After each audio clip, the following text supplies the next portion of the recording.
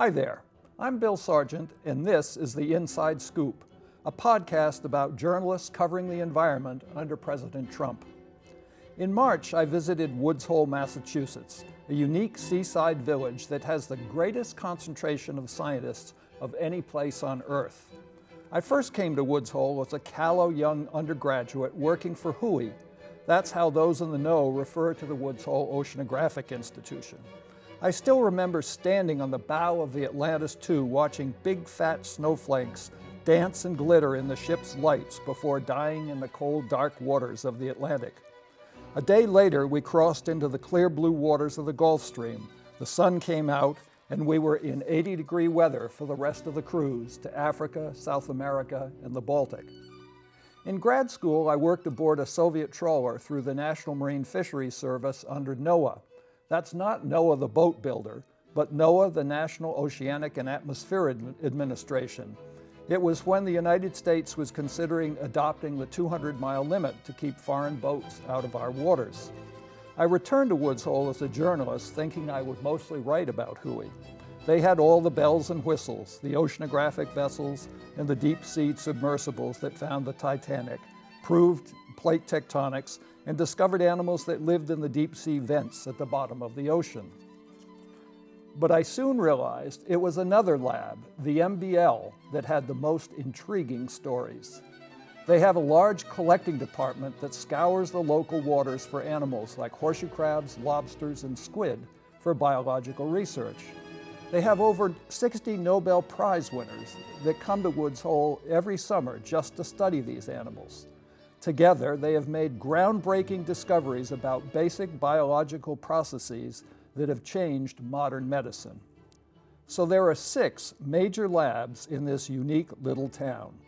2 government labs, NOAA and the U.S. Geological Survey, that are entirely funded by the federal government. The Trump administration has made both agencies fire thousands of their employees. Then there is WHOI, that gets most of its funding from the National Science Foundation, the MBL, whose scientists get most of their funding from NIH, the National Institute of Health, and the Woodhull Climate Research Center, that gets most of its funding from the EPA. Even the National Academy of Sciences has its summer conference center here. Then there are a bunch of spin-off labs and companies. So almost everyone in this small community works in one way or another for the scientific institutions. It probably has a greater percentage of its population working for or supported by government agencies than any other community in the United States. Therefore, the town took a huge hit by Musk's firings. I know these people. They are hard-working scientists who have spent their entire lives building their skills and expertise. They have made critical discoveries that have benefited both human health and improved our understanding of climate change and the world's fragile environment. It's ridiculous to make the argument that someone who has spent their entire life doing Nobel Prize-winning science is a loser, a slacker. Many of these scientists have spent their whole lives working longer hours than Elon Musk. What disturbs me the most is how much Musk's dismantling of the U.S. government is like what happened when Gorbachev tore apart the Soviet Union. It left a country in ruins and its population willing to do anything to regain its lost glory.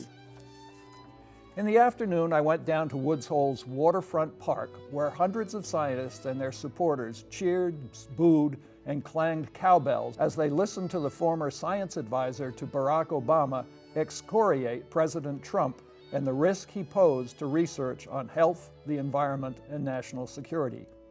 One scientist told me that she had seen more grown men cry in the last month than in her entire life. A sad commentary on the state of science, scientists, and the state of the world under our present administration. Thank you very much.